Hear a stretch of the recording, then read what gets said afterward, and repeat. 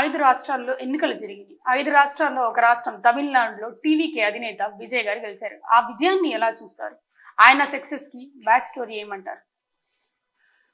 ఇప్పుడు అతను గెలిచిన తర్వాత మా ప్రయాణం ఇంకా బాగా సులువైందని నేను అనుకుంటున్నా. ఎందుకనంటే త్రికోణ పోటీలో ట్రయాంగిల్ ఫైట్లో 28-29% తోటి అతను ఈరోజు సీఎంగా అయ్యే అవకాశం వచ్చింది.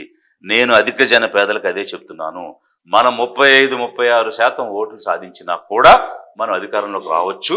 కాబట్టి 2029లో మేము అధికార పీఠం ఎక్కి ముఖ్యమంత్రిగా అవడానికి అవకాశం ఉంది అనేది ఒక స్ఫూర్తి తమిళనాడు నుంచి కనిపించింది. పర్టికులర్గా యాక్టర్ విజయ్ గురించి కనుక మాట్లాడాలని అంటే ఫస్ట్ అతను ఫిల్మ్ యాక్టర్గా ఒక బేస్ అనేటువంటిది డెవలప్ అయింది. ఒక ఎంట్రీ అనేటువంటిది ఈజీ అయింది. Because very noted and many fan clubs. So booth level వరకు ఈ ఫ్యాన్స్ ఉండడం వల్ల అది ఫస్ట్ లాంచింగ్ అనేది బాగా జరగడానికి అవకాశం వచ్చింది. ఆ తర్వాత అతను సెక్యులర్ ఫేస్ తోటి ఒక మేనిఫెస్టో తోటి వచ్చినాడు. ఒకదానికొకటి యాడ్ అవ్వడం జరిగింది. అన్నింటికి మించి ఇక్కడ ట్రయాంగిల్ ఫైట్లో 30% రాకపోయినా కూడా అధికారం వస్తుంది అనేది క్లియర్ కనిపిస్తుంది.